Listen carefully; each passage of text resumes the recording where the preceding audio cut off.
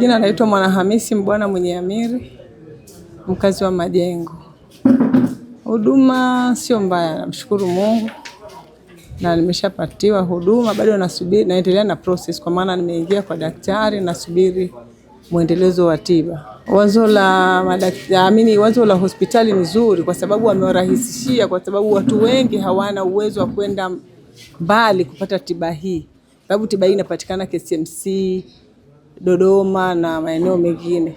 Kwa hiyo wamefanya vizuri kusogezea huduma karibu.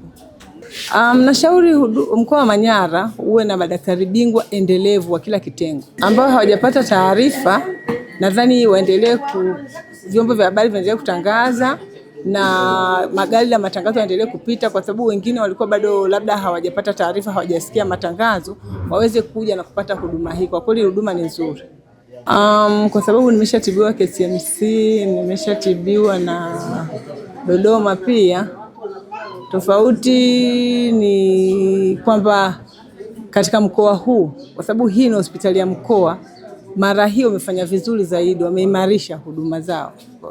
Kwa sababu ni hospitali yetu ya mkoa, lakini kwa mara hiyo walivyokuja wageni kuja kutoka nje, wameonyesha umahiri zaidi, wameboresha kila kitu.